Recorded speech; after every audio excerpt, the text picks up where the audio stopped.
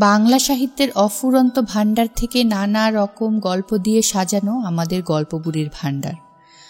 আজ আপনাদের জন্য নিয়ে এসেছি কিন্নর রায়ের লেখা একটি উপন্যাস প্রকৃতি পাঠ। আগামী কয়েকটি পর্বে আপনারা শুনবেন এই উপন্যাসটি। আমাদের একজন শ্রোতাবন্ধু মাসুদ রানা কমেন্টের মাধ্যমে আমাকে জানিয়েছিলেন যে এই উপন্যাসটি কল্যাণী ইউনিভার্সিটিতে পাঠরত পরীক্ষার্থী ভাই বোনদের প্রয়োজন। তাই আমি আমার সাধ্যমতো তাদের সাহায্য করার সামান্য চেষ্টাটুকু করছি। যদি আমি তোমাদের সামান্যতম উপকার করতে পারি তাহলে ভিডিওটি লাইক করে আমার চ্যানেলটি সাবস্ক্রাইব করো।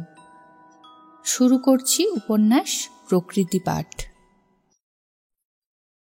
রাতে প্রকৃতির একটি নিজস্ব রং ফুটে ওঠে।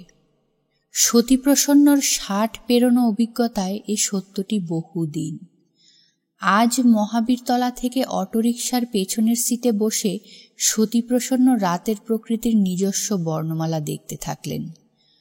আষাঢ় শেষ হয়ে এলো। এবছর এখনো তেমন করে বর্ষা নামেনি। তবু আকাশের চকিত মেঘ হঠাৎ ভেঙে পড়ায় দ্বিতীয় ঋতুর আলাপ। বৃষ্টি হলেও গরম কাটে না। পেরিয়ে আসা রাস্তার খোদলে কাদামাখা জল। মহাবীরতলার হনুমান মন্দিরের গা লাগোয়া অটো স্ট্যান্ডটি পেরোনোর পর ডান দিকে দুটি বড় বড় রুটি তরকার দোকান, ম্যাগাজিন স্ট্যান্ড, রাস্তা জুড়ে থাকা বাতিল অথবা সচল কিন্তু এখন থেমে আছে এমন লরি, ৩ চাকার টেম্পো, আর তারপরই ভাটিখানার দিশি মদের ঝাঁঝ বাতাসে ভাসে। ইদানিং গাড়ি, বিশেষ করে 2 হুইলার আর অটোরিকশা বেড়ে যাওয়ায় রাস্তা পেরোতে পেরোতে অনেকগুলো গতিনিরোধক বাম্প। গোটা 2 ওষুধের দোকান, বাপুজিনগর টাউন কংগ্রেস অফিস, উল্টো দিকে ইন্দিরা গান্ধীর স্মরণে স্মৃতিবেদী। টাউন কংগ্রেস অফিসের আগে খালি বস্তার গোডাউন, ময়লা ডাম্প করা সিমেন্ট ঘেরা জায়গা, রিক্সা স্ট্যান্ড, ডান দিকে ঘুরে যাওয়া পাকা রাস্তা এবং কলাবাগান আসার আগে বাঁদিকে মোষ রাখার বিশাল খাটাল, পাশে পাঁচিল ঘেরা চৌকো জমি, ঠাকুর তৈরির শেড, সেখানে এখন বিশ্বকর্মা তৈরি হচ্ছে। 1 মেটে 2 মেটের পর নানান মাপের মূর্তিরা আলোয় আধারে কখনো কখনো যেন এ গ্রহের নয়। কলাবাগান পেরোতে পেরোতে বাঁদিকে 2টো মিষ্টির দোকান থেকে আসা টিউবের আলো কালো রাস্তায় ডুবে যাচ্ছে।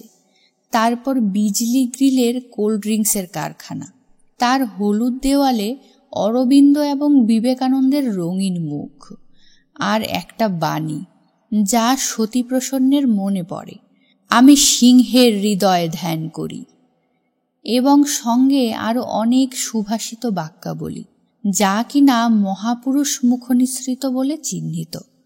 ফলে অন্য কোনো রাজনৈতিক দেয়াল লিখন নেই। সিঁড়িটির শ্মশান আসার আগে বাঁদিকে অনেকটা নিচু জমি, সেখানে বর্ষার জল জমে জমে দিঘির মাত্রা পেয়ে যায়। উথাল পাথাল মাছ শিকার সেই জলে, খ্যাপলা জালের আস্ফালন, পেশি ও পরিশ্রমী শরীরের ছন্দে জলের রূপলি শস্য উঠে আসে। চৈত্র বৈশাখে আকাশ মাটি রোদে তাতে ধূলি ধূসরিত হয়ে উঠলে এই জলাভূমি নিচু মাঠ হয়ে যায়। অনায়াসে লরি বা ম্যাটাডোর রাস্তা থেকে গড়িয়ে নেমে জমি পেরিয়ে ওপারে গিয়ে ওঠে। ভারী চাকার দাগের সঙ্গে ধুলো ওড়ে। সেখানে এখানে ওখানে জমা জলে মেঘের ছায়া, পাখির ডানার রং। জল শুকিয়ে গেলে কাদার ভেতর মোষেদের গা ডুবিয়ে বসে থাকা। জল থাকলেও সেখানে শুধু গলা মুখটুকুই আকাশের দিকে তুলে রাখা গৃহপালিত খাটালবাসী মহিষ জুত। তাদের শিঙে জড়িয়ে থাকা সবুজ কচুরিপানা, ময়ূরপেখম রঙের কচুরি ফুল, তেলাকুচো লতা, কখনো ব্যস্ত ফিঙে পাখি। সিঁড়িটি শ্মশানের আগে এই নিচু জমিটিতে শীত পড়ার আগে সবুজ কচুরিপানা, ময়ূরপেখম রঙের ফুল, শরতের কাশফুল। এপারে পিচের রাস্তা, আর জমি পেরিয়ে ওপারে গেলে ঘন বিন্যস্ত সবুজ কলাঝোপ, টালির চাললা মাটির একতলা। নিচু জমির আগে পিচ রাস্তার গায়ে ডাঙার ওপর নীল প্লাস্টিক শিটে মানুষের গেরস্থালি। উল্টো দিকে জ্যাম, জেলি, আচারের কারখানা। বৃষ্টি পড়লে আনারসের খোসা ছিবড়ে পচে বাতাসে যে গন্ধ ছড়ায়, তাতে কিছু না কিছু মাদকতা থেকেই যায়। কোল ইন্ডিয়ার ঘেরা জমি পেরিয়ে লরির যাওয়া আসা দেখতে দেখতে এখানে এসে পৌঁছে যাওয়া যেতে পারে। পিচ রাস্তার পারে শ্মশানের উল্টো দিকে যে বিস্তীর্ণ ইট খোলার জমি ছিল, তা ইটের পাঁচিল তোলার পর বাড়ি তৈরির ছোট এবং মাঝারি প্লট। মানুষের ফ্ল্যাট ও জমির খিদে ইদানিং বেড়েছে। প্লটগুলির পেছনে পিএন মিত্রের নিচু ইট খোলার জমি। এখন ইট তৈরি হয় না। মাটি তুলে নেওয়ার পর যে গর্ত, সেখানে বর্ষার জলে বড় পুকুরের মায়া। সিরিটি শ্মশানে ঢোকার রাস্তায় সাক্ষাৎ বামদেবের শিষ্য কোনো প্রাচীন জাদুকরের নাম আছে। বড় চৌকো টিনের বোর্ডের ওপর তার নাম। এই শ্মশানে গড়ে ওঠা তারা মন্দিরের কথা এবং উৎসবের তিথিগুলি লেখা আছে। বাঁ দিকে শ্মশানের গলিটি ঢুকে গেছে। সেই গলির পরই বড় রাস্তার গায়ে একটি চায়ের দোকান। তারপর আনন্দমার্গীদের বন্ধ স্কুল, স্টেশনারি দোকান, উল্টো দিকে মন্দির। বালতি, হ্যারিকেন, ট্রাঙ্ক সারানোর শিশু শ্রমিক, সেলুন, ছুরি কাঁচি শান দেওয়ার দোকান। তারও পরে চায়ের দোকান, মিষ্টির দোকান। করুণাময়ী বাজার। বাস স্ট্যান্ডের দিক থেকে নর্দমা তৈরির জন্য মাটি কাটতে গিয়ে প্রায় এক মানুষ সমান রাস্তা খুঁড়ে ফেলা হয়েছে। সেখানে শালের তক্তা পোতা, খুঁটি। পিনকোডে কলকাতা, অথচ অভ্যাসে সুযোগে কলকাতা নয়। এমন অঞ্চলটিতে এখন পাতাল থেকে উঠে আসা কাদায় রাস্তা দুর্গম, পিছল। গত বর্ষায় গোটা বীরেন রায় রোড খুঁড়ে পাইপ বসানোর কাজ হয়েছে। রাস্তার নিচে থেকে উঠে আসা কাদায় বৃষ্টির জল পড়ে পা রাখা যেত না। কোনো বিদ্যুৎহীন রাতে সেই রাস্তায় পা ফেলতে গেলে দুর্ঘটনার আশঙ্কা ছিল। বন্ধ ছিল 21 নম্বর বাস। খোঁড়া রাস্তা, কাদায় জমে থাকা উঁচু মাটির স্থাপত্যে পুঁতে রাখা কাঠের তক্তার মায়ায় এই রাস্তার ভূগোল বদলে গেছিল। সিঁড়িটির মোড়ে অটো থেকে নেমে সতীপ্রসন্ন একটি কয়েন দিলেন, 1 টাকার ধাতু মুদ্রা। মোড়ের দোকানটিতে বছরখানেক আগেও শুধু সাইকেল, হালকা 2 হুইলার সারানো হতো, সঙ্গে টেপ রেকর্ডার, রেডিও। এখন আবিষ্কার এই ভুল বানানে দোকানটির নতুন নাম।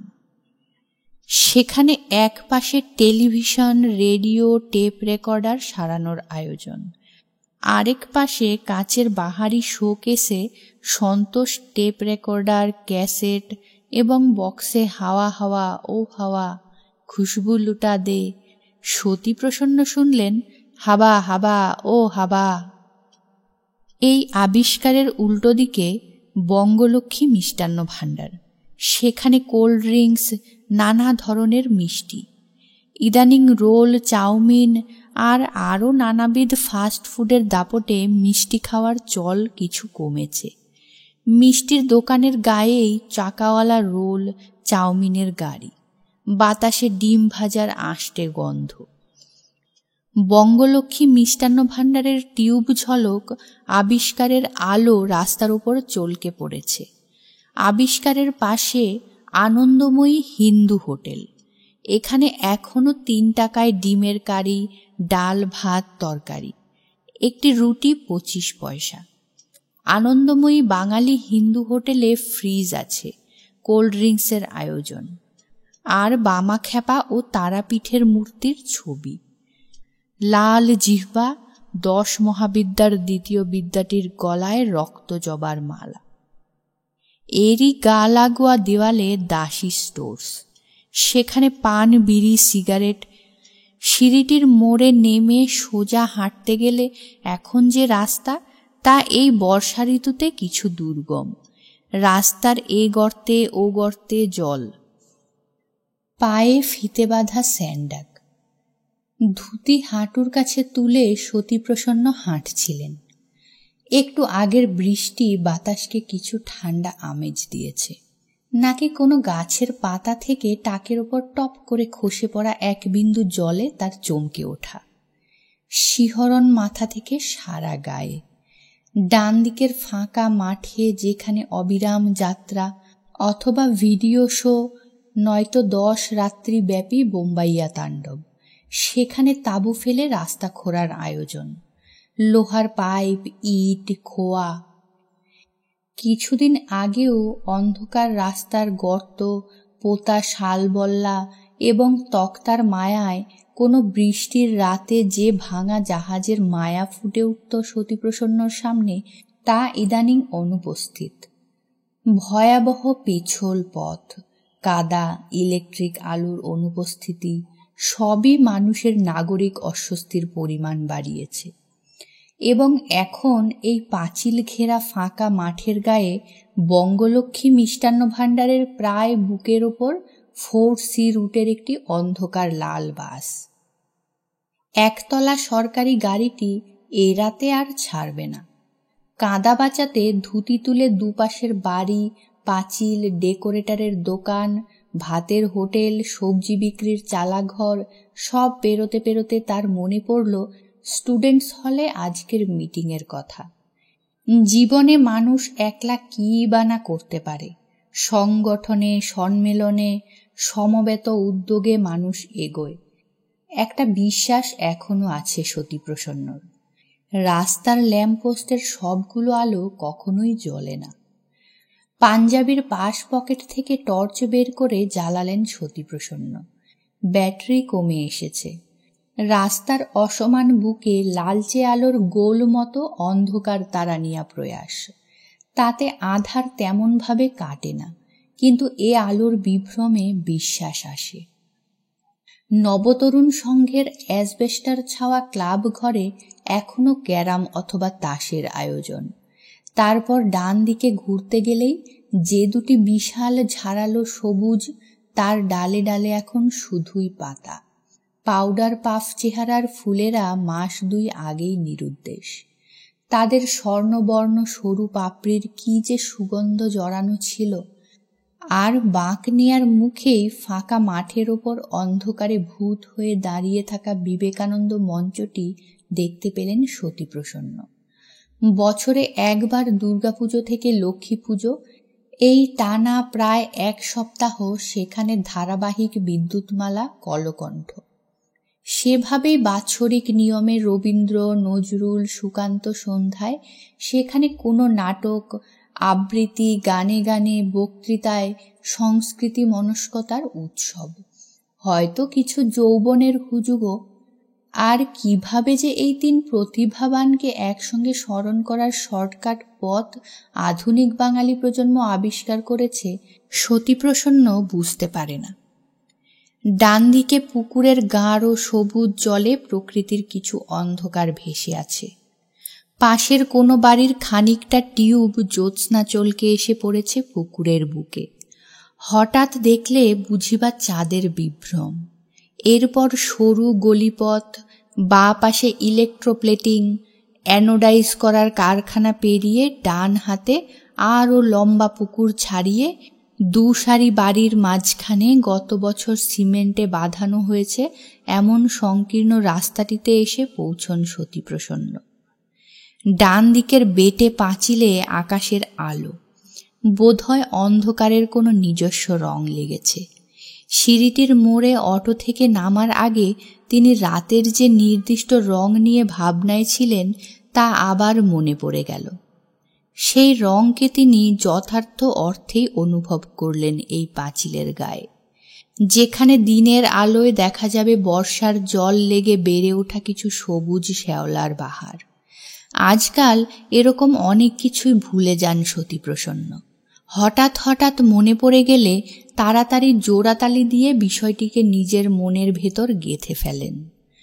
2-3 বার ঠোঁট বিড়বিড় করে আপন মনে কথা বলেন।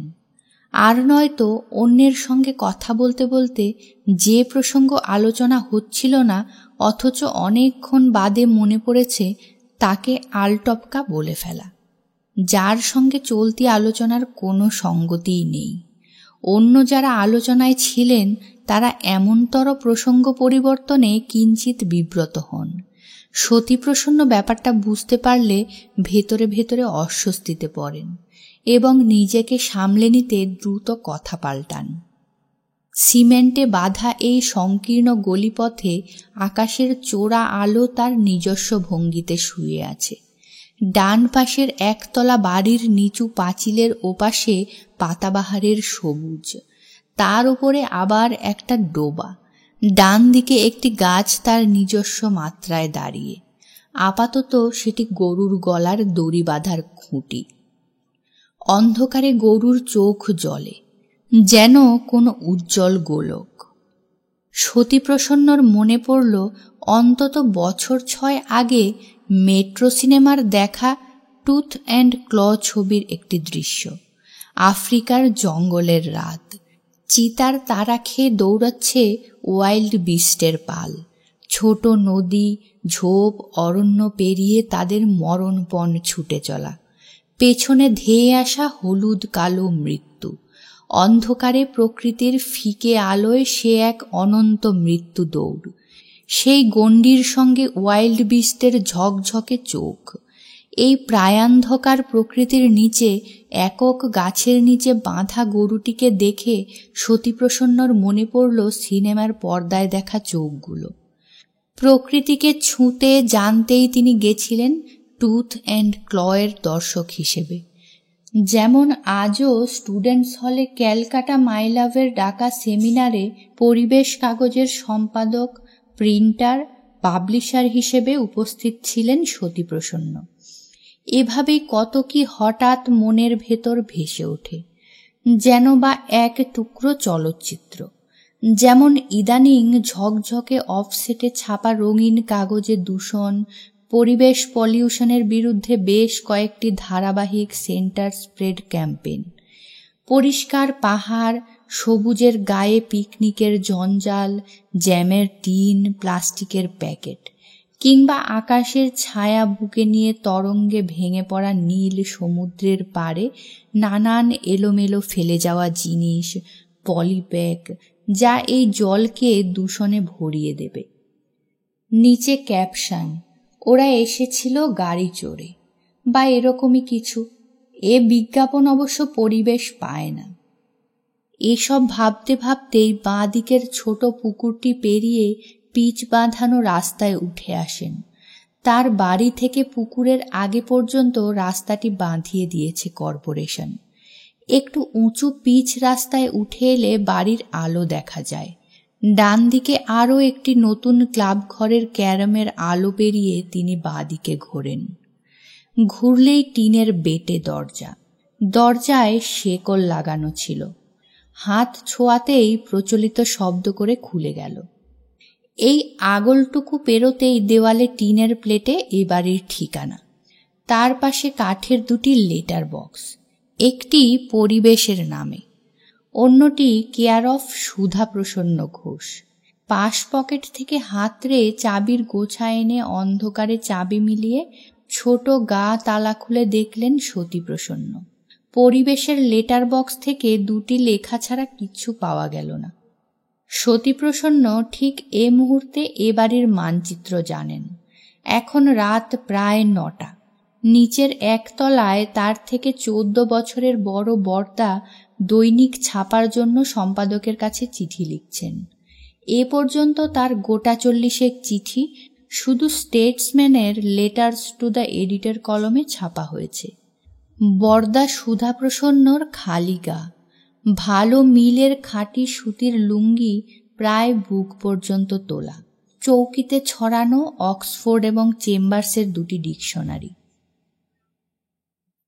বর্দার শরীরে এখনো কোনো বাড়তি মেদ নেই। রোগা ছিপছিপে একহারা চেহারা, সামনের চুল অনেকখানি উঠে গিয়ে কপালকে চওড়া করেছে। সুধাপ্রসন্ন এখন স্টেটসম্যানকেই একমাত্র কাগজ মনে করেন। তবে অন্যান্য বাংলা ও ইংরেজি কাগজে তিনি বিভিন্ন সমস্যা ও ও বিষয় নিয়ে পাতার পর পাতা চিঠি লেখেন।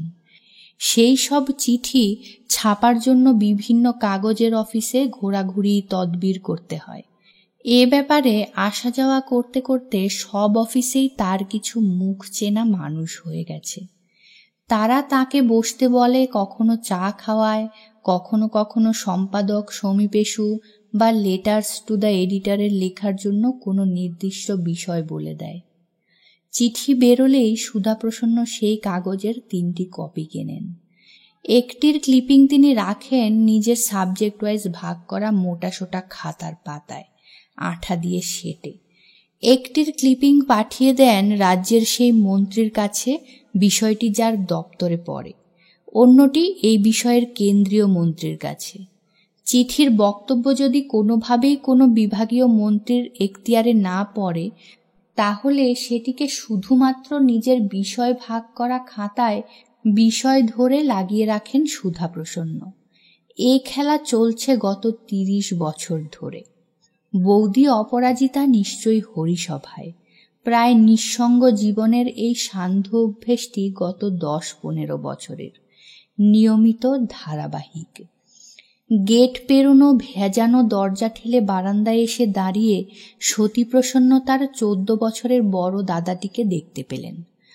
আধ ভেজানো দরজার ফাঁক দিয়ে যতটুকু দেখা যায়, সেই দৃশ্যমালায় এলোমেলো বিছানার ওপর চেম্বার্স এবং অক্সফোর্ড বেষ্টিত সুধাপ্রসন্ন। অনেকগুলি কলম, কাগজ, আলপিনের কৌটো, জেমস ক্লিপের বাক্স।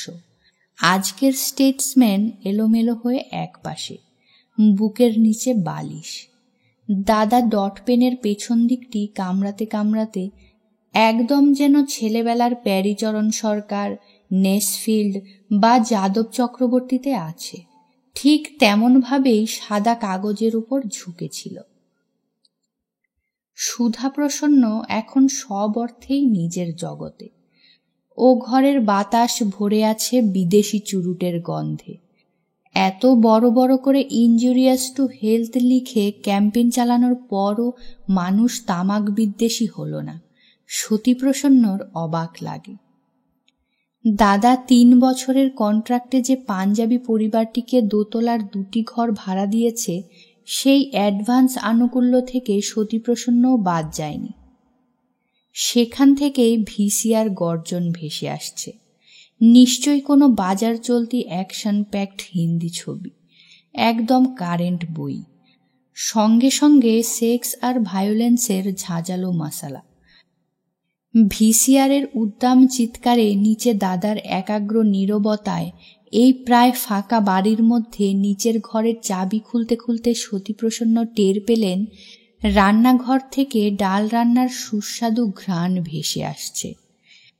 তার মনে পড়ল দুপুরে সেমিনারে বেরোনোর আগে মনোরমাকে কাঁঠালের বিচি দিয়ে মুগ ডাল রান্না করতে বলে গেছিলেন। বাড়িতে লোকজন থাকলেও নিজের ঘরে চাবি দিয়ে বেরোন সতীপ্রসন্ন। ইদানিং মনোরমার হুঁশ পর্ব কম। তাছাড়া ভাড়াটেদের একটি বছর 5 ছেলে ঘরে ঢুকে পড়েই জিনিস টানাটানি শুরু করে দেয়, এটা ওটা ফেলে। সুতরাং বেরোনোর আগে ঘরের দরজায় অবশ্য চাবি। এটি তার স্টাডি রুম, পরিবেশের অফিস। পাশের ঘরে তিনি ও মনোরমা 2টি আলাদা খাটে, আলাদা বিছানায়, তাও তো 1 দশক হয়ে গেছে, নাকি 1.5 অথবা 2। আজকাল সব অঙ্ক কেমন যেন গুলিয়ে যায়। একতলায় 5টি ঘরের ভেতর সুধাপ্রসন্ন অপরাজিতার 2টি, তার ও মনোরমার 2টি, একটি দীপেশের। সুধাপ্রসন্নর বড় ছেলে প্রত্যুষ প্রসন্ন কানাডায় সেটেল করেছে 16 বছর, গ্রিন কার্ড পেয়ে গেছে। তার কানাডিয়ান বউ। প্রত্যুষ প্রসন্নের 2টি ছেলে। ভারতবর্ষে এলে তাদের যদি প্রশ্ন করা যায়, hey, are you Indian or Canadian, তাহলে অক্লেশে জবাব পাওয়া যায়, উই আর ক্যানাডিয়ান। সঙ্গে ঘাড় ঝাঁকানো ভঙ্গিমাটি পর্যন্ত ও দেশের কপি বুক। মাসে একটি চিঠি আসে প্রত্যুষ প্রসন্নর, এবং বাৎসরিক কিছু ডলার। সেই সব চিঠির কোনো একটিতে সুধাপ্রসন্ন জানতে পারেন প্রত্যুষের বড় ছেলে ইগলু আইস হকি খেলে কানাডায়। তার বেশ নাম হয়েছে জুনিয়র টিমে, খবরের কাগজে নাম বেরোয়। বিদেশি টিকিট মারা সেই লম্বা সুগন্ধি লেফাফায় প্রত্যুষ প্রসন্ন ইংরেজিতে লেখে। তারও ক্যাথির প্র্যাকটিস ভালোই চলছে। ওদের ছোট ছেলে কাবুকি ভালো ভায়োলিন বাজাচ্ছে। হার্টের বাইপাস সার্জারিতে ক্যাথি ও প্রত্যুষের বহু টাকা, নাম। কানাডা থেকে প্রত্যুষের ফিরে আসার কোনো সম্ভাবনা দেখতে পান না সুধা প্রসন্ন। 3 বা 4 বছর অন্তর মাস তিনেকের ভিসা নিয়ে ওরা ইন্ডিয়ায় আসে। ক্যাথি এবং তার 2 ছেলের একেবারেই কলকাতার জল আর গরম সহ্য হয় না। এ শহর এত স্টাফি, কি রাশ, ডাস্ট, ডার্টি। বিলো পভার্টি লাইনের এত নিচে এইসব মানুষ কেমন করে থাকে এই শহরে, তা ক্যাথি আর ইগলু কাবুকির কাছে গোলক ধাঁধা। কলকাতায় এসে 2-4 দিন বসবাসের পর ওরা হয় পুরী নয়তো ভুটান বা নেপাল চলে যায়। পুরীর সমুদ্রের ধার থেকে সংগ্রহ করে আনা স্বর্ণবর্ণ বালি ও লবণাক্ত জল প্লাস্টিকের প্যাকেটে নিয়ে কানাডা ফিরে যায় ইগলু আর কাবুকি। ইন্ডিয়ান স্যান্ডের মতো গোল্ডেন কালার তারা আগে কখনো দেখেনি। এ বিস্ময়টুকুই শুধু, আর সংগ্রহের গর্বটুকুও তাদের সহপাঠিনীদের কাছে।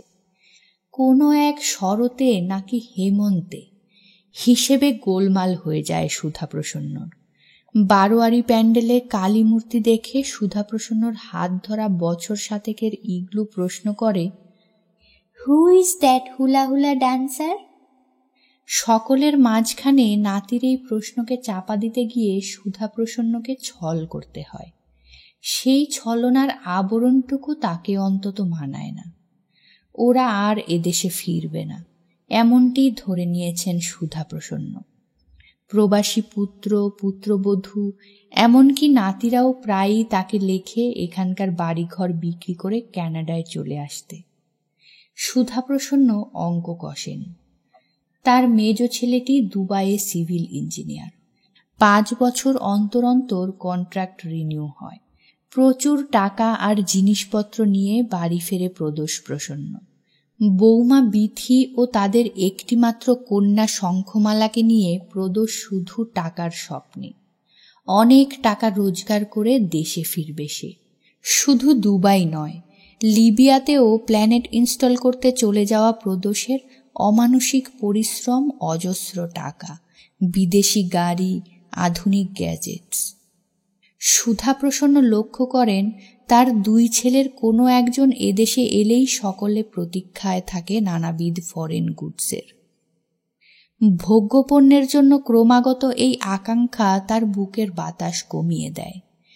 প্রত্যুষ আর প্রদোষ দুজনেরই ঘর বাড়ির 2 বড় রঙিন ছবি আছে সুধা প্রসন্নর অ্যালবামে। আলাদা করে ঘরের ভেতরের ছবি, ইগলু, কাবুকি আর শঙ্খমালার জন্মদিনের ফটোগ্রাফ। এসব কালার্ড চিত্রমালায় আলাদা করে কানাডা বা দুবাইকে চেনার উপায় নেই। সুধা প্রসন্ন জানেন কানাডায় 1 টুকরো সবুজের ভেতর প্রত্যুষ প্রসন্নের বাড়ি।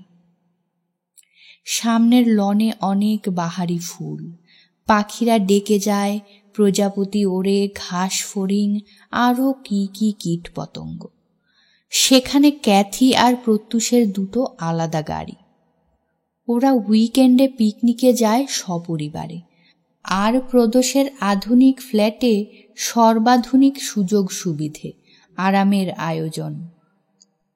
সুধা প্রসন্নর মেয়ে নীলিমা এখন বোম্বেতে। তার স্বামী শেখর ইন্ডিয়ান নেভির কমিশনড অফিসার। শেখর ও নীলিমার 11 বছরের দাম্পত্যে একটি মাত্র স্মারক চিহ্ন, তিথি। তিথি বম্বের স্কুলে পড়ে। অনেকক্ষণ বন্ধ থাকার পর ঘর খুলে ফেললে একটা ভ্যাপসা গন্ধ টের পাওয়া যায়, বিশেষ করে এই বর্ষায়। প্রথমেই সুইচে হাত দিয়ে টিউব জ্বালতে চাইলেন সতীপ্রসন্ন। মিনিট খানেকের চেষ্টাতেও জ্বলল না। বোধহয় ভোল্টেজ ড্রপ করেছে। তারপরই পাখা আর 100 পাওয়ারের বাল্ব পরপর চালানো ও জ্বালিয়ে দেওয়া। এ ঘরের পূবের জানালাটি খুলতে গিয়ে আজও সতীপ্রসন্ন টের পেলেন বুঝি বা গাছের ডাল আর পাতা জানালার রড পেরিয়ে ঢুকে আসতে চাইছে তার ঘরের ভেতর।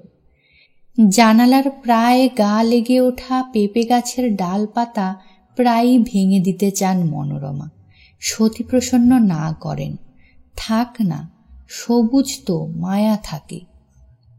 এখন কিছুক্ষণ আগে বৃষ্টিতে স্নান সেরে নেওয়া পাতা ডালেরা জানালার ধাক্কায় জলের ছিটে দিল তার মুখের কোথাও। এ গোপন স্পর্শে যেন বিমোহিত এই সতীপ্রসন্ন। কাঠের খড়খড়ি দেয়া জানালা হাতের চাপে খুলে ঠেলে সরিয়ে দিতে দিতে তিনি পেঁপে গাছের ভিজে ডাল ছুঁয়ে ফেললেন। তাতে আরেক দফা রোমাঞ্চ। ততক্ষণে লোহার শিকের ভেতর দিয়ে তার ঘরের ভেতরেই উঁকি দিতে শুরু করেছে পেঁপে গাছের পাতা সমেত একটি ডাল, আর তার গা বেয়ে লতিয়ে ওঠা কোনো লতার আকর্ষী। নির্দিষ্ট ফাইলে পরিবেশের জন্য ডাকে পাঠানো লেখা দুটি গুছিয়ে রাখতে রাখতে সতীপ্রসন্ন টাইম পিসে দেখতে পেলেন রাত 9টা। ঘামে ভেজা পাঞ্জাবি হ্যাঙ্গারে ঝুলিয়ে রাখতে রাখতে তার মনে এলো আজকের বিকেলের সেমিনার। পরিবেশ এবং দূষণ নিয়ে দুশ্চিন্তা এখন পৃথিবীর প্রায় সব দেশেই। মানুষ তারই সভ্যতায় ধোঁয়ায়, তেলকালিতে, সমুদ্র, আকাশ, নদী সবেতেই ছড়িয়ে দিচ্ছে বিষ। মাইলের পর মাইল অরণ্য ধ্বংস করে ইকোলজিক্যাল ব্যালেন্স নষ্ট করেছে। গোটা ইউরোপ জুড়ে শুরু হয়েছে গ্রিন হাউস ভীতি, যা কিনা 2 modern killer AIDS and cancer থেকেও বেশি আতঙ্ক ছড়িয়েছে মানুষের মনে। এমনকি স্টার ওয়ার্স বা পরমাণু যুদ্ধের ভয়াবহতা থেকেও দূষণকে বেশি বেশি করে ভয় পেতে শুরু করেছে সভ্যতা, শুধু সঙ্গত কারণেই। দোতলা থেকে এখনো সেক্স ভায়োলেন্সের বমির শব্দ কানে আসছে, আর তখনই তার বাড়ির সামনের রাস্তা, মজলিস আর রোডের বাতাস ছিঁড়ে দিতে দিতে তীব্র হর্ন বাজানো একটি ট্যাক্সি গড়িয়ে গেল। মনোরমার ডাল সম্ভারের ঘ্রাণ ছড়িয়ে গেছে এ বাড়ির খোপে খোপে। খুব ভোরে উঠে বাতাস থেকে কিছু তাজা অক্সিজেন ফুসফুসে ভরে নিতে রোজই বেরিয়ে পড়েন সতীপ্রসন্ন। পৃথিবীর গায়ে তখনও অন্ধকার, এমনকি কোনো কোনো দিন তারার আলো। টিনের বেটে গেট ঠেলে বাইরে এসে রাস্তায় নামেন, আর আগে বাইরে থেকে বাড়ির কাঠের দরজায় তালা। বারান্দায় আর একদিকে খিলবন্ধ দরজাটি খুলে একটু ঘুর পথে বাথরুম পায়খানায় যাওয়ার কোনো অসুবিধা নেই। আর একদিকের দরজাটা চাবিটি তার পকেটে থাকায় অনধিকার, অবাঞ্ছিতের অনুপ্রবেশ প্রায় অনিশ্চিতই থেকে যায়। যাওয়ার আগে রেক্সিন মোড়া খাওয়ার টেবিলের নির্দিষ্ট জায়গায় রাতে রাখা দুধের কার্ড, গোনা পয়সা পকেটে। বাঁ দিকে হাঁটা ধরলে প্রথমেই সবুজে সবুজ বাঁশ গাছ, তার পেছনে কবরখানা, একটি অর্ধেক তৈরি হয়ে থেমে থাকা ইট সিমেন্টের মসজিদ। বাঁশ গাছের পেছনে আটকিরে, আকন্দ, ঘেটু, বনকচুর জঙ্গল। সেখানে এই বর্ষায় রঙিন প্রজাপতি, ঘাস ফড়িং। সোজা হাঁটতে থাকলে ওই ডান দিকেই অনেকখানি নিচু জমির ঢাল। কবরখানার সীমানায় যে ভাঙা পাঁচিল, তার উপর ঝুঁকে পড়েছে বাঁশের সবুজ পাতারা। জমির ঢাল থেমে গেছে জলে। গ্রীষ্মে যে মাঠটি পাড়ার নববয়সীদের ফুটবল নিয়ে দাবড়ানোর জায়গা, সেখানে আপাতত পদ্মপুকুরের আগ্রাসন। লম্বা টানা পুকুর, জলে তেমন গভীরতা নেই, অথচ বিস্তার আছে। তাল গাছের কাটা কাণ্ডে অস্থায়ী ঘাটলা, কখনো নারকেল কাঠেও। আরও ফর্সা হয়ে গেলে এই পুকুরের ধারে পাতিহাসেদের গোল টেবিল আড্ডা, খুঁটিতে বাঁধা গরু, চারপাশে ছড়ানো স্নিগ্ধ সবুজ।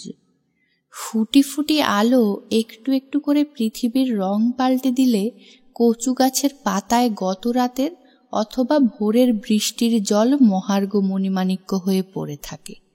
তার পাশেই থুপ থুপ করে লাফিয়ে চলা ব্যাঙ, শিকারের দিকে স্থির লক্ষ্য তার। কিছুই সতীপ্রসন্নর দৃষ্টির ফ্রেমের বাইরে চলে যায় না, এমনকি কোনো উড়ে যাওয়া গাং শালিক অথবা কাক কি চড়াই। তবু পাখি কমে আসছে, পোকা কমছে, ব্যাঙ কমছে। কীটনাশকে, ধোঁয়ায়, অ্যাসিড বৃষ্টিতে, বহুতল বাড়ি আর শব্দ দূষণে ফিরে যাচ্ছে প্রকৃতি। ইদানিং আর ব্যাঙ শিকারী চোখে পড়ে না। বছর 10-12 আগে হঠাৎ হঠাৎ রাতের অন্ধকারে চট বা পলিথিনের বড় বস্তা, কোচ, চিমটে আর লণ্ঠন টর্চ হাতে ব্যাঙ শিকারীরা মাঠে ঘাটে বনে বাদারে রাতের পাড়া পাহারা দেয়া নেড়িরা তাদের দেখলেই তাড়া দিত। নাইট গার্ড দেয়া ছেলেরাও, আরও ভেতরে দূরের গ্রাম থেকে আসা মানুষ, হাঁটু অবধি ফুল প্যান্ট গোটানো, গায়ে মোটা কাপড়ের জামা, রাত জাগা লালচে চোখ, এলোমেলো চুল। পয়সার জন্যে এভাবেই রাতের পর রাত পার করে দেয়া। বিদেশে ব্যাঙের ঠ্যাং যাচ্ছে, খুব দামি খাবার, ভালো চিকেনের থেকেও নাকি সুস্বাদু। পদ্মপুকুরের জলে এখন কোনো তরঙ্গ নেই। তার মাথার উপর ঝুলে থাকা ভোরের আকাশ ছায়া হয়ে ভেসে আছে ওই জলেই। ধোপাদের বাঁশ আর টালির আস্তানায় এখনো জেগে ওঠার ছন্দ ফুটে ওঠেনি।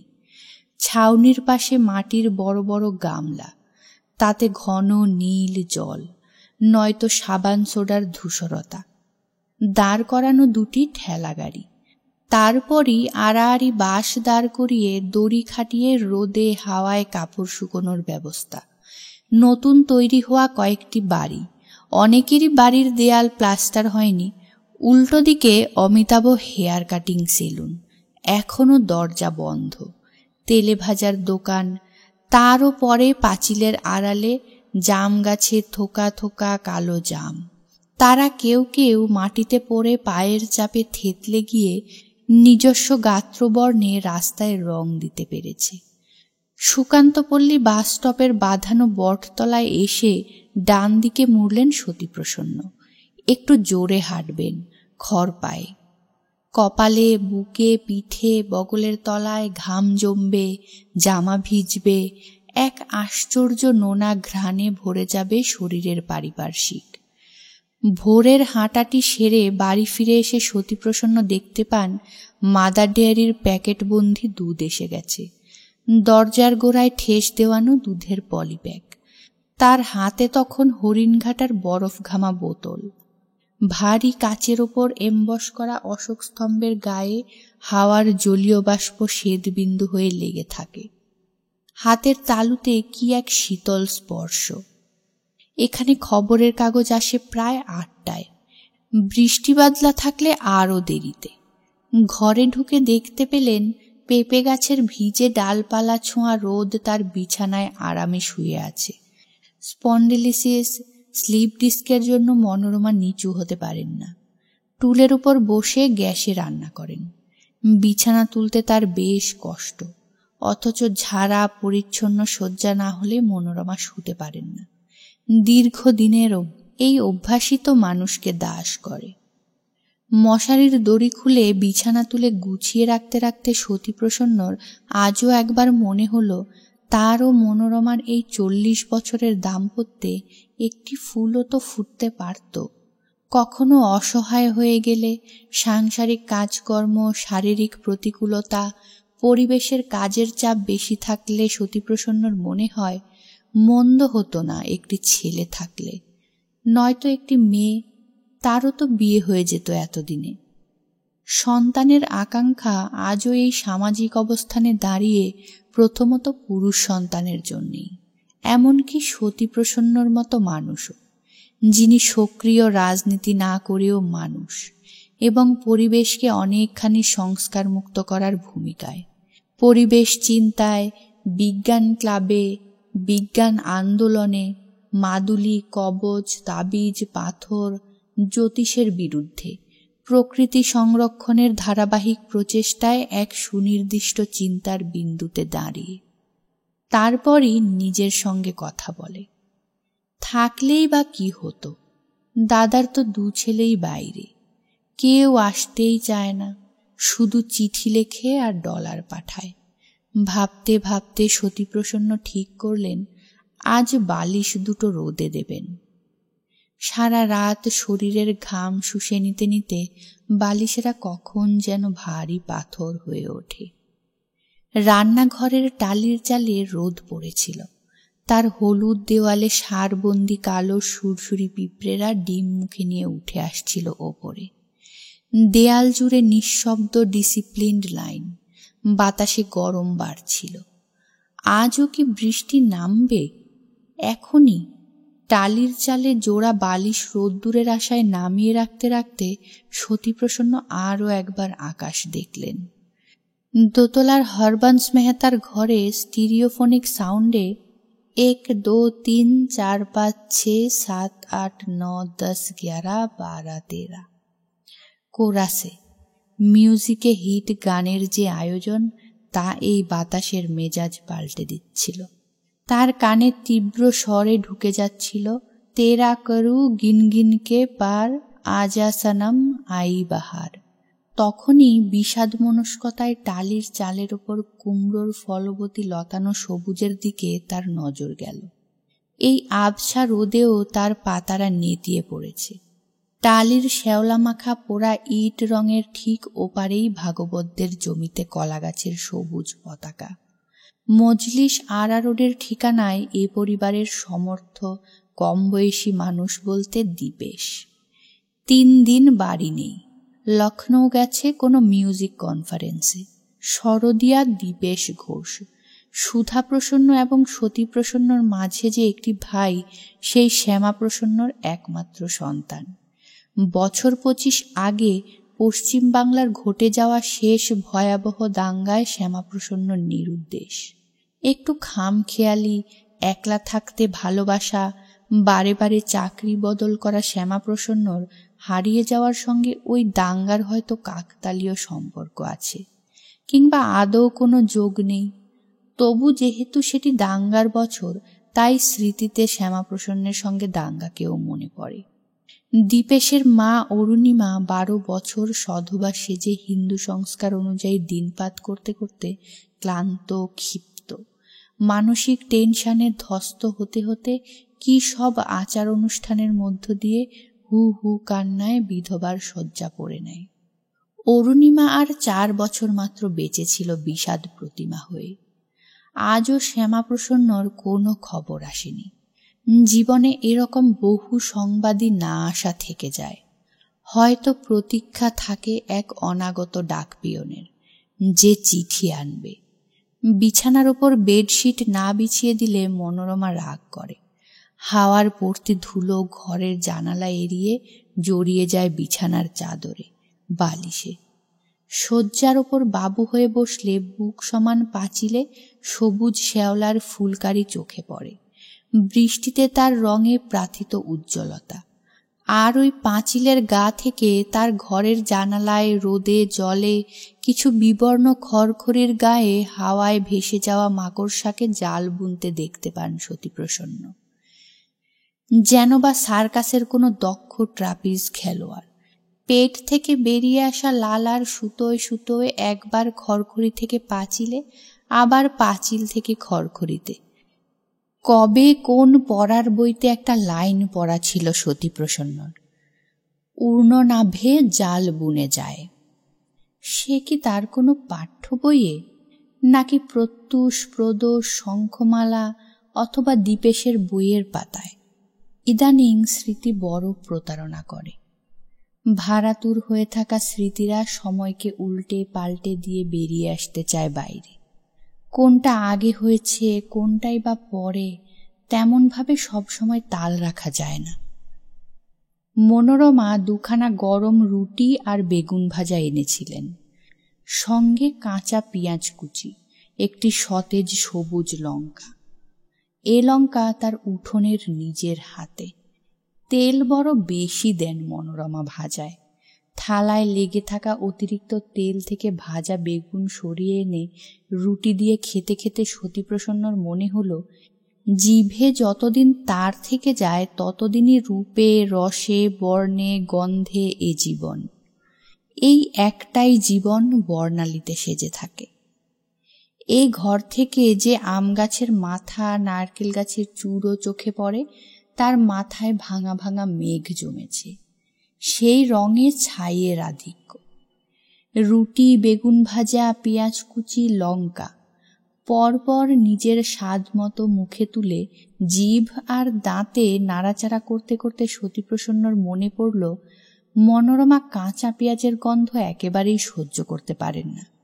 তাদের প্রথম যৌবনে যখন শয্যার নৈকট্য বড় কাঙ্ক্ষিত ছিল, তখন ঘনিষ্ঠ চুম্বনে বাধা ছিল পেঁয়াজ গন্ধ। বলে ঠোঁট সরিয়ে নিতেন মনোরমা। ইদানিং আলাদা শয্যায়। বড়জোর রাতে বাথরুমে যাওয়ার আগে খিল খোলার সময় অবলম্বনের জন্য অথবা নিরাপত্তা খোঁজার তাগিদে আওয়াজ দিয়ে আমি বাইরে যাচ্ছি বলে যাওয়া। শরীরের কোনো টান নেই, তবে কোথায় যেন আরও জড়িয়েছেন দুজনে। প্রয়োজনে নির্দিষ্ট ওষুধ চেয়ে, সময়ে ওষুধ দিয়ে পরস্পরের জীবনে আরও টান ভালোবাসা। নাকি প্রয়োজনের জোড়াতালি, একসঙ্গে থাকার অভ্যেস যা নিত্য ছবি। খেয়ে ডিশ ধুয়ে রাখার অভ্যেস বরাবর। বাইরের ইট বাঁধানো উঠোনে এসে টিউবওয়েল টিপে টিপে ডিশ ধুলেন। হাতের আঁজলা করে করে জল খেলেন এদিক ওদিক তাকিয়ে তাকিয়ে। মনোরমা দেখলে বকবে। টিউবওয়েলের ডান দিকে টিনের বেটে দরজা ঘেরা চানের জায়গা, বাঁ দিকে ফাঁকা জমিতে সাদা এবং মেরুন ফুলে হেসে ওঠা সন্ধ্যামণির ঝোপ, বাসকের জঙ্গল, কালো মেঘের গাছ। এ বাড়িতে ইটের পাঁচিল দেওয়া আগে বাসক গাছের বেড়া ছিল। কালো মেঘের ঝোপের পাশে কালো ভেলভেট রং প্রজাপতি এ পাতার সবুজ টপকে অন্য লতার সবুজে উড়ে গিয়ে কোনো দিগন্তে যেন মুছে যায়। হাত ধুয়ে ডিশ নিয়ে বারান্দায় উপুর করে দিয়ে নিজের ঘরে পরিবেশের এই সংখ্যার কপি প্রেসে দেওয়ার জন্য ফাইল নিয়ে বসলেন। আজ কলেজ স্ট্রিটের অফিস ঘরে একটু দেরিতে যাবেন। অরিন এলে চাবি দিয়ে ওকে পাঠিয়ে বাড়িতে কিছুক্ষণ বেশি কাজ করবেন। পাবলিকেশন লাইনেও কম করে বছর ৪৫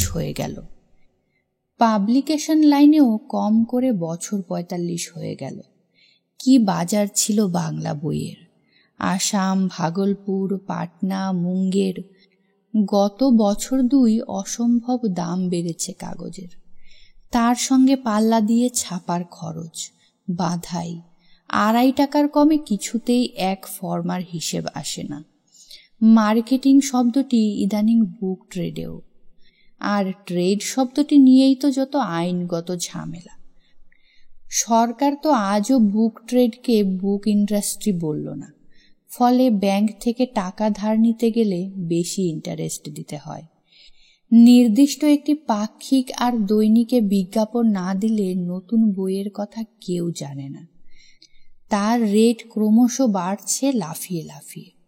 গত 10 বছর গোটা তিনেক রিপ্রিন্ট আর নিজের কাগজের অফ প্রিন্ট থেকে বই বের করা ছাড়া কিচ্ছু করতে পারেনি সতীপ্রসন্ন।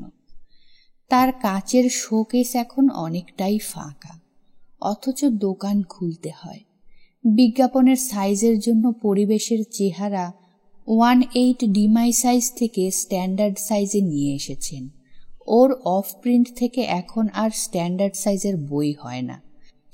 এখন পরিবেশের 3 জন কর্মচারী, প্রেসে যাওয়া আসা, বিজ্ঞাপন সংগ্রহ করার জন্য একজন প্রুফ রিডার, আর একজন সাব এডিটর কাম রিপোর্টার কাম পরিবেশের সেলস কাউন্টার সামলানোর দায়িত্বে।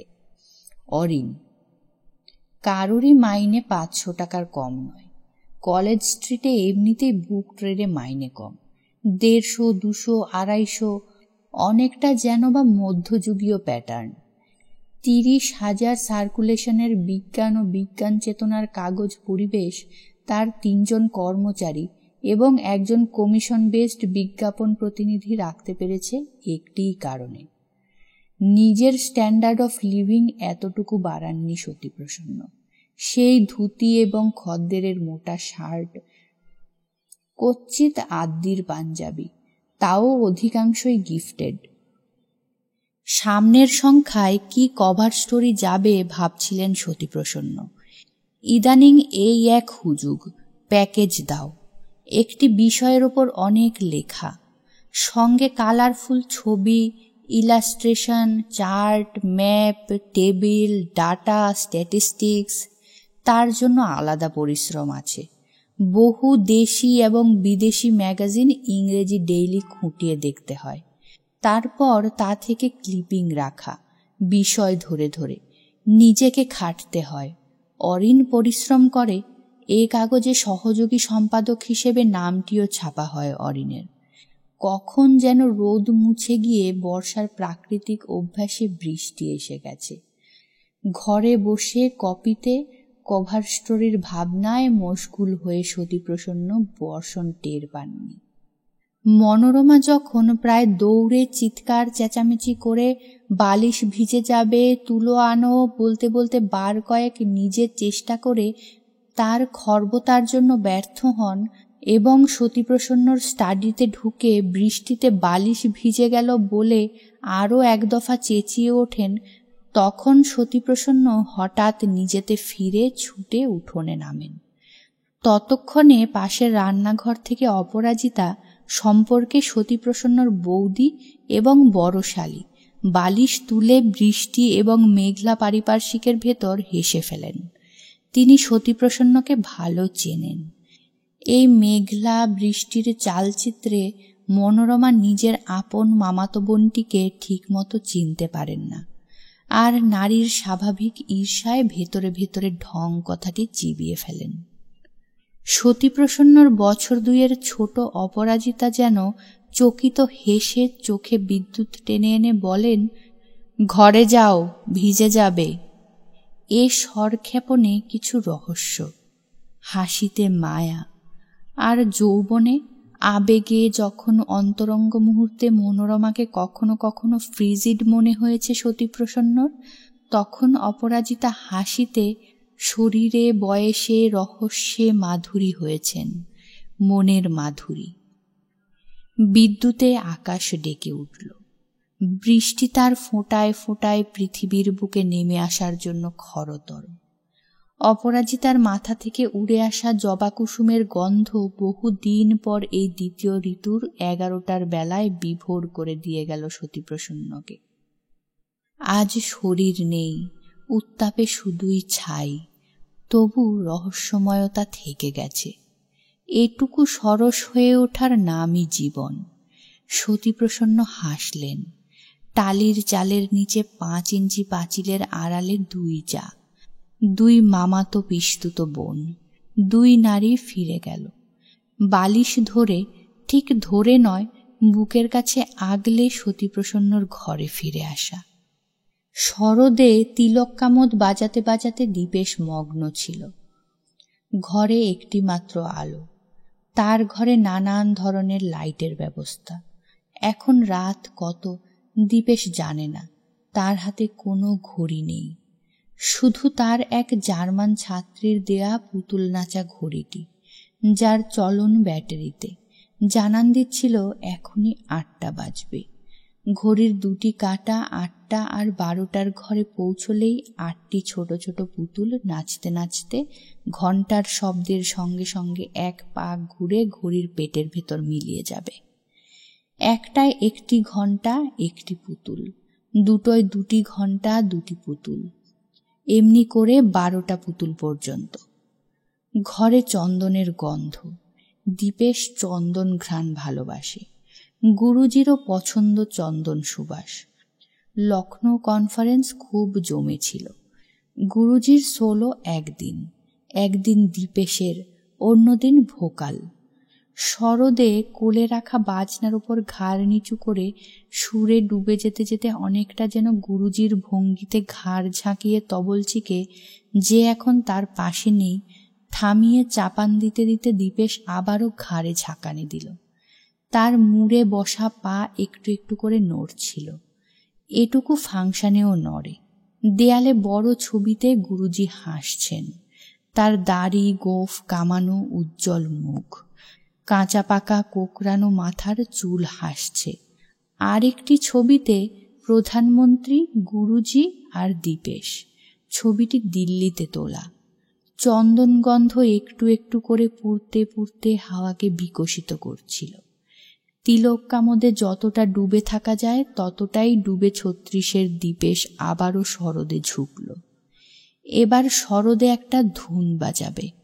তার এই সুরান্তরে যাওয়ার সময়টুকুতে 8টি পুতুল নাচতে নাচতে সময় বাজাতে বাজাতে নিজস্ব জগতে ফিরে গেল।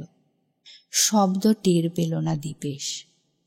লখনৌয় 3 দিন গুরুজির ঘনিষ্ঠ সান্নিধ্যে দীপেশ ভেবেই নিয়েছিল চট করে আর কলকাতা ফিরবে না। গুরুজির সমস্ত পৃথিবী থেকে আসা ছাত্রদের মধ্যে তার একটু অন্যরকম জায়গা। কনফারেন্সে ঢোকার আগে সবার সামনে তার দুগালে 2টি দীর্ঘ চুম্বন। গুরুদেবের গা থেকে চন্দন গন্ধ আসছিল। অন্য সকলের ঈর্ষায়, কিছু জিজ্ঞাসায় এবং হয়তো চাপা কুৎসাতেও দীপেশ সেই চুম্বনে নিজেকে গৌরবান্বিত মনে করে মাথা নিচু করেছিল। কনফারেন্সের উদ্যোক্তারা, ইউপি সরকারের মন্ত্রী আমলারা এবং বহু শালঙ্কারা রমণী দীপেশের দিকে কিছু প্রতিদ্বন্দ্বিতার দৃষ্টিতে তাকিয়েছিল। আর দীপেশ তার সমস্ত রেওয়াজি অভিজ্ঞতা উজাড় করে গুরুজির পাশে থেকে এবং পরদিন নিজের একক অনুষ্ঠানে প্রমাণ করে দিয়েছিল কেন গুরুজি ইন্ডিয়াতে এসে বাজাবার আগে প্রোগ্রাম করার পূর্বাহ্নে দীপেশ দীপেশ করেন। এবারের কনফারেন্সে গুরুজির উপহার দেয়া হীরের আংটি এখন এই ফিকে অন্ধকারে ঘরের ভেতর নিজস্ব দুটিতে।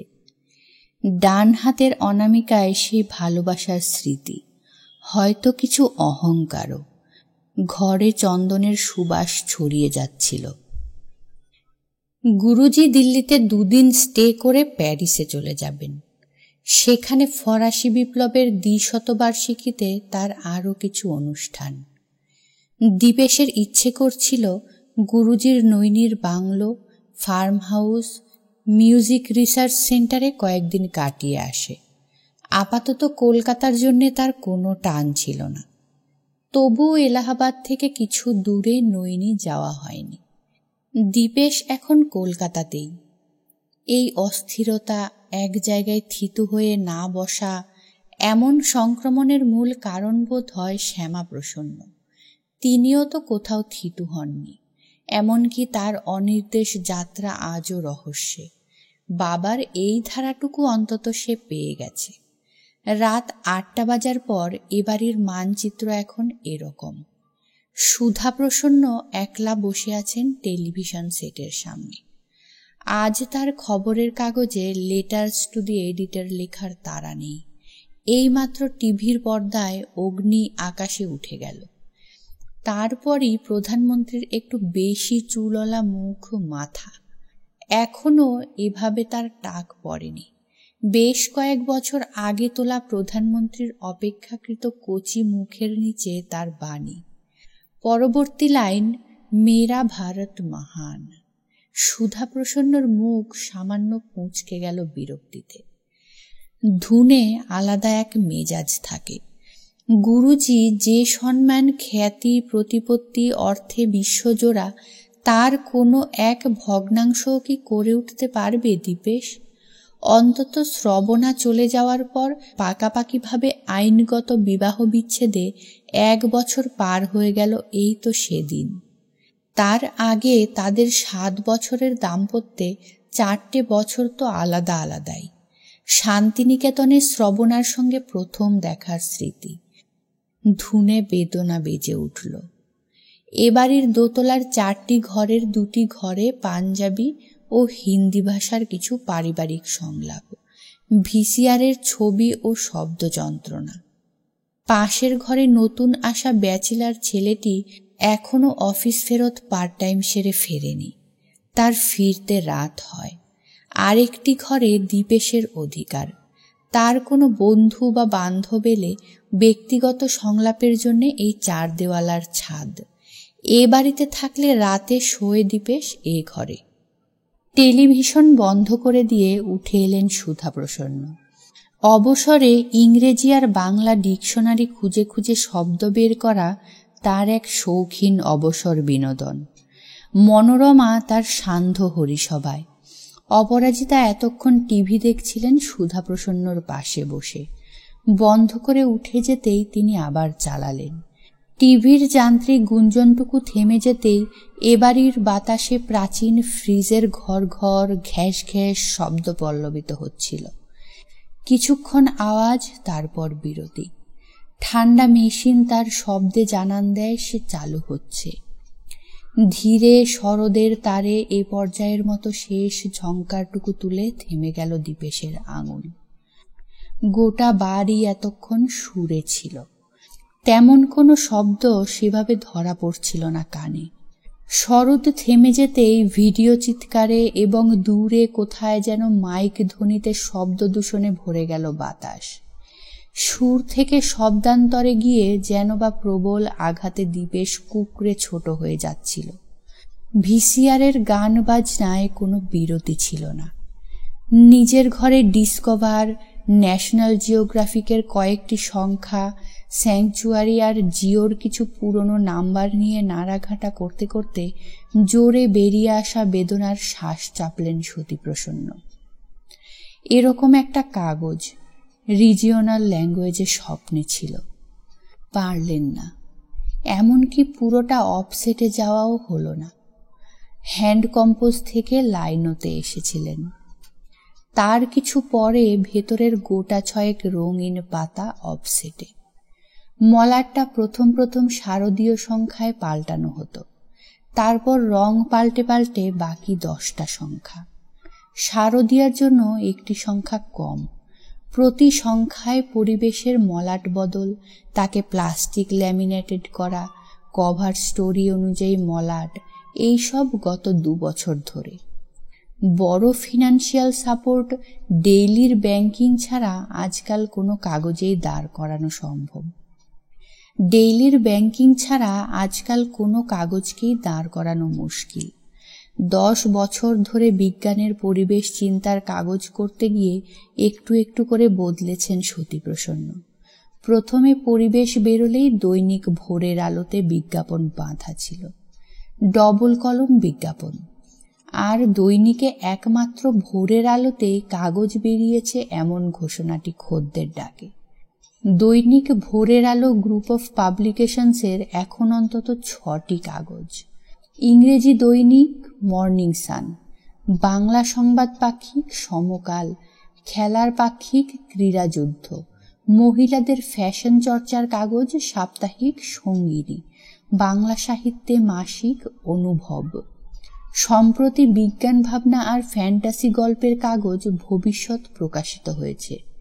শিয়ালদার কাছে বিশাল মাল্টি স্টোরেড অফিস। অনুভব আর ভোরের আলো, এই তো বাংলা প্রকাশনার বিজ্ঞাপন মাধ্যম। আর কেউ তো সেভাবে কোনো প্যারালেল কাগজ করতে পারল না। ফলে বিজ্ঞাপন ছাপার ব্যাপারে মনোপলি, লেখক তৈরি লেখা ছাপার ব্যাপারে মনোপলি। মানে দৈনিক ভোরের আলো তো এমনই বলে, যারা আমাদের এখানে লেখেন তারাই লেখক, বাকিরা নন, তারা এলেবেলে। রেট এত বেড়ে গেছে যে গত বছর থেকে দৈনিক ভোরের আলোতে বিজ্ঞাপন দেয়া বন্ধ করে দিয়েছেন সতীপ্রসন্ন। কাগজ বেরোলে এখন খবরে বিজ্ঞাপন দেন, রেট অনেক কম।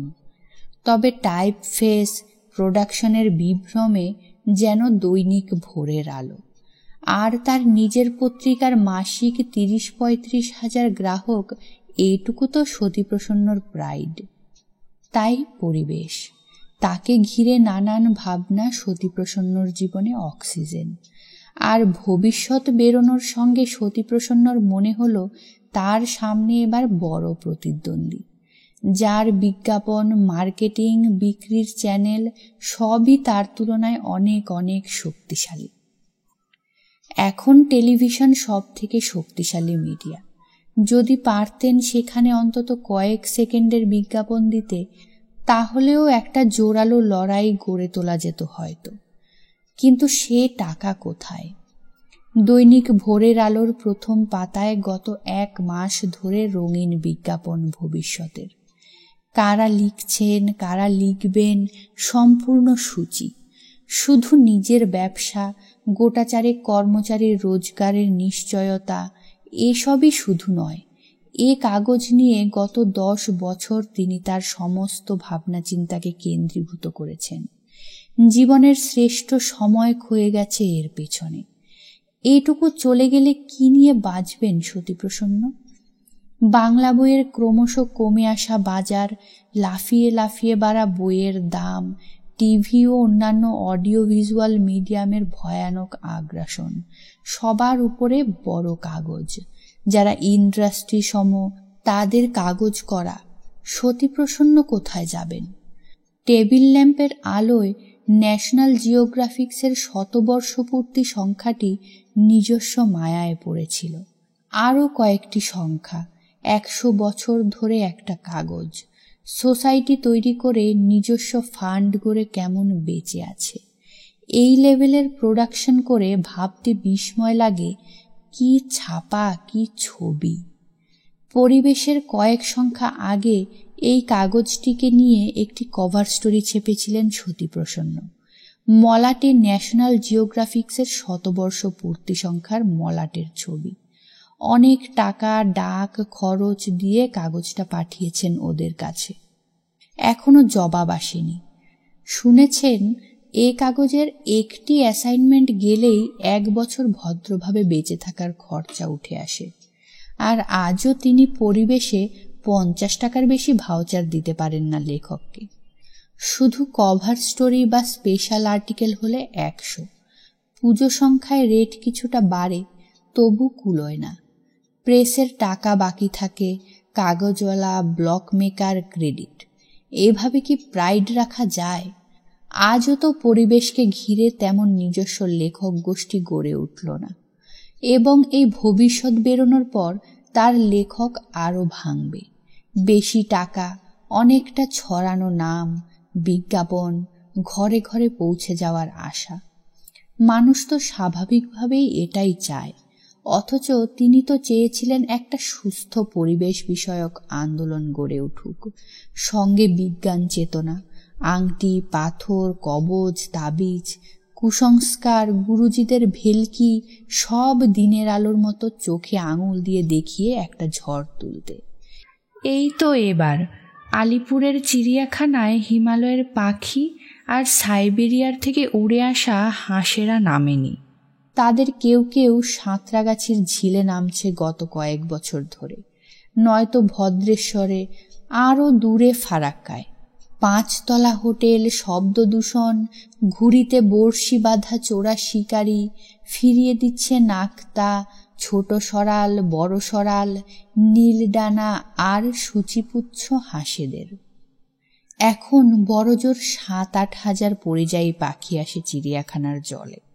বছর 10 আগেও আসতো 1012 মাইগ্রেটেড বার্ড। এখন যেমন ফেব্রুয়ারি মাসের শেষেও উড়ে আসে হাঁসেরা, তখন তাদের আসার সময় ছিল জানুয়ারির মধ্যেই। বহুতল বাড়ি নামিয়ে দিচ্ছে জলের স্তর। বেআইনি কনস্ট্রাকশন ভেঙে পড়ে মানুষ মারা যাচ্ছে। শাল গাছ কেটে অরণ্য ধ্বংস করে মানুষ তার সুবিধের জন্য লাগাচ্ছে ইউক্যালিপটাস, যা জলের স্তর নামিয়ে দিচ্ছে সমস্ত বনভূমির।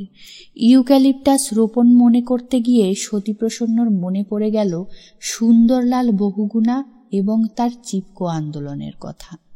মানুষটি প্রায় একক যোদ্ধা হিসেবে কাজ করে যাচ্ছেন, তবে তিনিই বা কতদিন পারবেন?